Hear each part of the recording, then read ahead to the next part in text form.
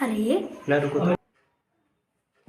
देखिए, ये आपकी कक्षा 9 की प्रश्नावली एक है जिसका नाम है संख्या पद्धति।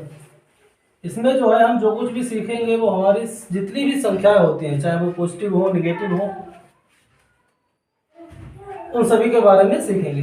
तो ये संख्याएं होती कितने प्रकार की, इनको जानने के लिए सबसे पहले हम उनके प्रकार को लिखेंगे, यानी कि संख्या पद्धति का हम क्या लिखेंगे, परिचय।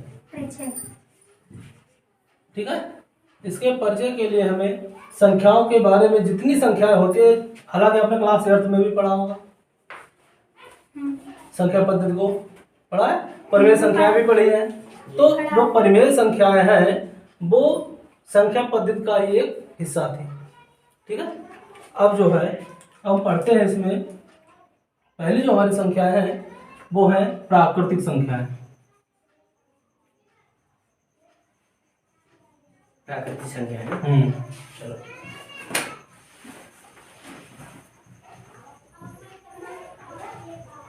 ठीक है। प्राकृतिक संख्याएं होती क्या है, यानी कि वे संख्याएं जिनको हम गिनने में प्रयोग करते हैं, किसी चीज को काउंट करने में प्रयोग करते हैं, वो संख्या हमारी प्राकृतिक संख्याएं कहलाती हैं। देखिए, प्राकृतिक संख्याएं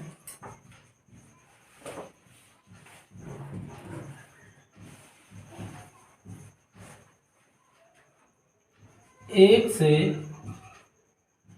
लेकर अनंत तक। अनंत। एक से लेकर अनंत तक। इनका कोई अनंत ही नहीं। अनंत तक होती है। क्यों जाता? इनका कोई अंत नहीं होता है। जैसे आप कोई भी बड़ी से बड़ी अगर आप संख्या बताओ और उसमें हम अगर +1 कर दें, अगली संख्या बन जाएगी। और क्या? कोई भी आप संख्या बताओ, उसमें अगर 1 जोड़ देते हैं तो वो नई संख्या बन जाती है। ठीक है।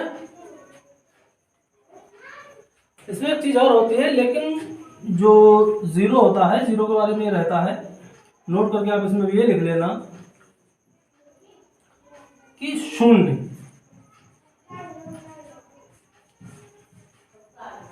ठीक है। 0 जो होती है वो हमारी प्राकृतिक संख्या नहीं होती है।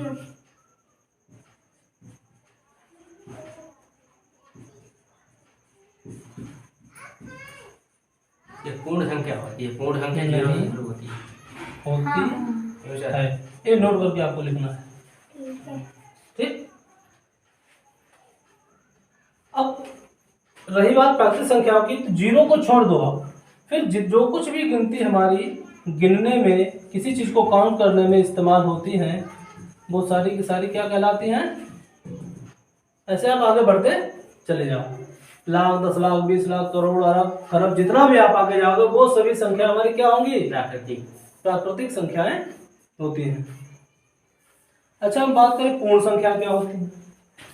प्राकृतिक संख्याओं के बाद आती है हमारी पूर्ण संख्या।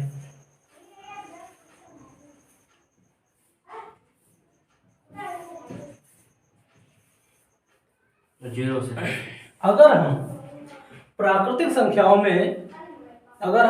संख्याओं में क्या करें, सिर्फ क्या बढ़ा दें,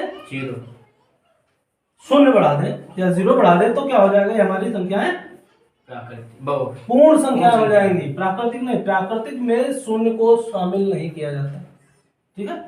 तो पूर्ण संख्या यानी कि कह सकते हैं हम कि प्राकृतिक संख्याओं में, चाहे तो आप ऐसे लिख सकते हो कि प्राकृतिक संख्याओं में हम अगर 0 को लिख देते हैं तो वो प्राकृतिक संख्या बन जाती है, या फिर हम ये लिख सकते हैं कि 0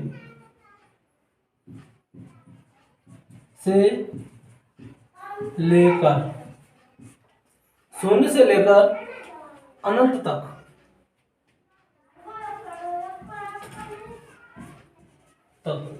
की समस्त संख्याएं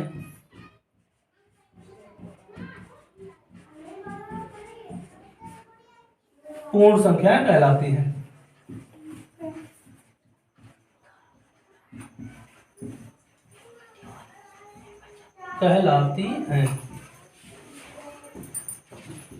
ठीक है। यानी कहने का मतलब ये है कि अगर हम 0 को छोड़ दें तो वो संख्या हमारी हो जाती है प्राकृतिक, और अगर उनमें हम 0 को भी जोड़ दें, 0 को भी शामिल कर लें, जैसे अब कोई संख्या अगर हमारी 0, 1 2 3 4 5 अनंत तक हम जितनी संख्या इसमें जोड़ते जाएंगे, जितनी संख्या लिखते जाएंगे, वो सारी संख्या हमारी क्या होंगी? पूर्ण संख्याएं होंगी। अब पूर्ण संख्याओं के बाद हम चलते हैं पूर्णांक पर। पूर्णांक क्या होते हैं? देखिए, पूर्ण अंक जो अपने आप में पूर्ण हो, पूरे हो, वो पूर्णांक कहलाते हैं। तो लिखिए आप,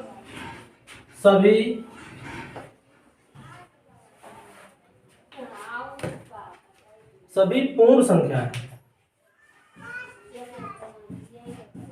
सभी पूर्ण संख्याएं तथा ऋणात्मक, सभी पूर्ण संख्या तथा ऋणात्मक, जानते हो, यानी कि जो माइनस वाली संख्याएं वाली होती है, ठीक है, संख्याएं, सभी पूर्ण संख्याएं तथा ऋणात्मक संख्याएं शून्य के साथ मिलकर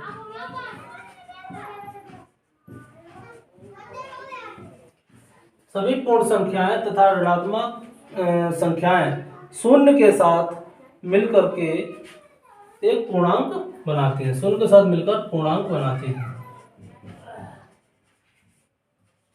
अब वो चाहे प्लस में हो या फिर माइनस में हो, उससे कोई फर्क नहीं पड़ता है। देखिए, पूर्णांक जो है, अगर हम बात करें, जैसे कि आपने संख्या रेखा को तो पढ़ा है, इसमें क्या होता है, जब हम इधर बढ़ते हैं तो वो चीजें हमारी क्या होती हैं? धनात्मक होती है। इधर बढ़ते हैं तो क्या में होती है? माइनस, यानी ऋणात्मक। यानी जो भी चीज हमारी इधर जाती है वो प्लस में, और इधर आती है वो माइनस में। शून्य से अगर हम इधर बढ़े, जैसे 1 2 3 4 5, आगे ऐसे बढ़ते जा सकते हैं। शून्य से अगर इधर बढ़ते तो वो हमारी क्या होती है? धनात्मक, यानी प्लस वाली संख्या है। और शून्य से अगर हम इधर बढ़ाना चाहें तो वही चीज हमारी माइनस में शुरू हो जाती है। इसी तरह से -4, और ये माइनस में आगे बढ़ती रहती है। तो इसलिए जो हमारी पूर्णांक संख्याएं हैं, इनको दो भागों में बांटा जाता है। एक तो होती है हमारी धनात्मक पूर्णांक, और दूसरी होती है ऋणात्मक पूर्णांक। ठीक है, एक हमारी है धनात्मक पूर्णांक, एक है ऋणात्मक पूर्णांक। तो ये जो संख्याएं हैं, यहां से यहां तक, ये संख्याएं हमारी क्या है? ऋणात्मक है। अगर हम इसकी बात करें, जीरो के इधर, अगर दो हिस्सों में बांट लें, तो जीरो के इधर की जो संख्या है वो हमारी धनात्मक पूर्णांक कहलाती है। ठीक है, इसको उतारिए आप।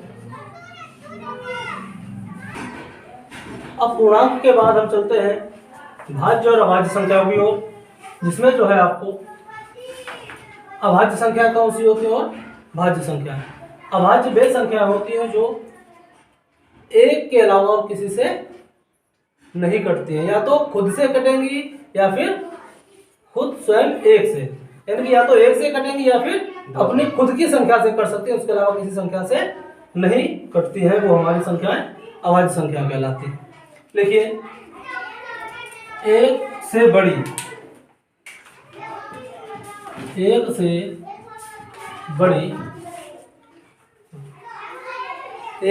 वे प्राकृत संख्याएं, एक से बड़ी वे प्राकृत संख्याएं, एक से बड़ी वे प्राकृत संख्याएं जो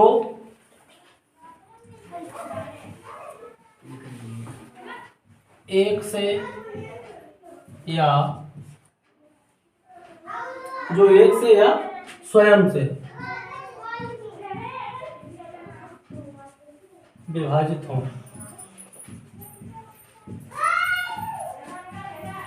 जो या तो एक से कटे या फिर खुद से कटे, हाँ, अपने आप को ही काट पाए, या फिर वो एक उसको काट पाए, वही संख्या हमारी अभाज्य संख्याएं कहलाती हैं। ठीक है, यानी एक से बड़ी वे प्राकृत संख्याएं जो या तो एक से कटे या फिर स्वयं से विभाजित हो। ठीक है, क्या कहलाती है? हमारी अभाज्य संख्याएं कहलाती हैं।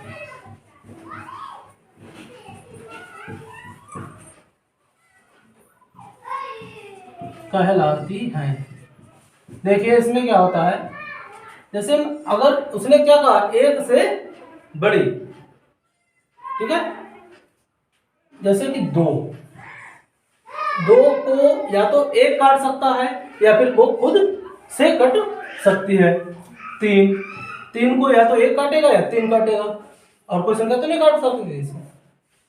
5 या तो खुद 5 से कटेगा या फिर 1 से कटेगा। इसी तरह से बात करें 7, ये या तो खुद 7 ही इसको काट पाएगा या फिर 1। उसके बाद हम बात करें 11, 9 नहीं, 9 3 से भी कट रहा है। तो ये हमारा अभाज्य नहीं है। तो इस तरह से वे सभी संख्या है जो या तो स्वयं से कटे या 1 से कटे, तो वह ऐसी संख्या हमारी अभाज्य संख्याएं कहलाती हैं। अब हम बात करते हैं भाज्य संख्याओं की। तो भाज्य संख्याएं कौन सी होती हैं? सेम इसी को अगर हम दें कि 1 से बड़ी वे प्राकृत संख्याएं, 1 से बड़ी वे प्राकृत संख्याएं जो 1 से बड़ी वे प्राकृत संख्याएं जो या तो एक के अलावा, ठीक है, स्वयं के अलावा और एक के अलावा अन्य किसी संख्या से भी विभाजित हो जाए। यानी कि 1 से बड़ी वे प्राकृत संख्याएं जो एक या स्वयं के अलावा अन्य किसी संख्या से विभाजित हो जाए।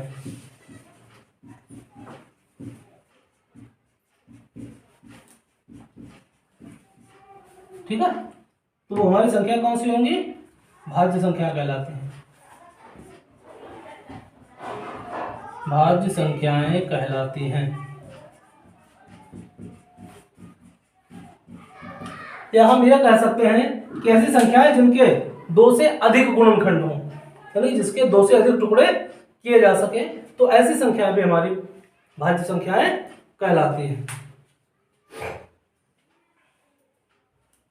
या फिर हम यह कह सकते हैं कि जो हमारी जितनी प्राकृत संख्या होती हैं उन संख्याओं में से अगर हम अभाज्य संख्याओं को निकाल दें, अगर हम अभाज्य संख्याओं को निकाल दें तो वो हमारे क्या बन जाएंगी? भाज्य संख्याएं बन जाएंगी। ठीक है, इसको उतारिए आप। इस तरह से भाज्य संख्याओं में अगर हम बात करें हमने कहा आपसे कि अगर अभाज्य संख्याओं को प्राकृत संख्याओं में से अगर हम अभाज्य संख्याओं को निकाल दें तो हमारी भाज्य संख्या बचती है। जैसे 4 है, 4 के हम 2 से अधिक टुकड़े कर सकते हैं। 4 1 से भी कटेगा, 4 स्वयं से भी कटेगा और 4 2 से भी कटेगा। उसके बाद आता है 6 स्वयं से भी कटेगा, 1 से भी कटेगा, 2 से भी कटेगा और 3 से भी कट जाएगा, यानी विभाजित हो जाएगा।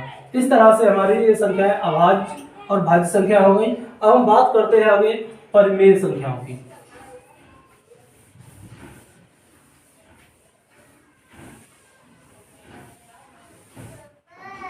परिमेय संख्या क्या होती है हमारी? परिमेय संख्या ये आपने लास्ट ईयर भी पढ़ा क्लास 8 में। यस, पूरा चैप्टर पढ़ा है। तो हम कह सकते हैं कि वे संख्याएं जिन्हें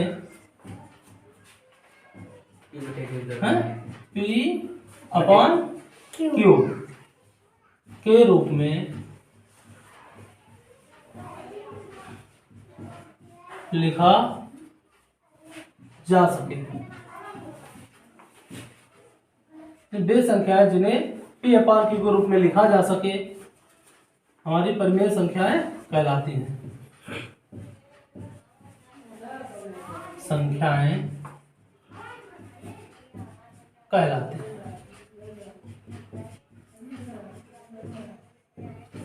ठीक है, कहने का मतलब यह है कि बेस संख्याएं जिन्हें हम पी अपान क्यू का मतलब क्या है, यहाँ पर बेस संख्याएं जिन्हें हम बट्टे के रूप में लिख सकते हैं। बेस संख्याएं जिन्हें हम बट्टे के रूप में लिख सकते हैं वो हमारी परिमेय संख्याएं कहलाती हैं। ठीक है, जैसे हम लिखें अगर हम 1/2 तो क्या है ये परिमेय संख्या, परिमेय संख्या है। उसके बाद अगर हम इसको लिखें 3/2 तब भी परिमेय संख्या है।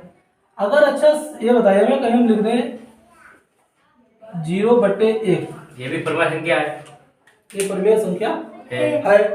अगर हम इसको लिख दें 1/0, ये नहीं ये है, नहीं है। लेकिन क्यूब जीरो ना हो। ठीक है, क्यूब जीरो ना। हाँ क्यूब जीरो ना हो। हाँ, उसका परिमेय संख्या का मतलब यही होता है कि कभी भी p बराबर तो आप 0 लिख सकते हैं, हाँ, लेकिन क्यों जीरो नहीं q के बराबर में कभी भी आप 0 नहीं लिख सकते परिमेय संख्या नहीं हैं। है। ऊपर तो आप 0 कर सकते हो, लेकिन उसके बट्टे में कभी 0 नहीं होना चाहिए। तो इस तरह की संख्या है। तो परिमेय संख्या के बाद हम बात करते हैं अपरिमेय संख्या की। इसकी जस्ट उल्टी, इसमें हम कह सकते हैं कि बेस संख्याएं जिन्हें p/q के रूप में नहीं लिखा जा सकता है अपरिमेय संख्याएं कहलाती हैं।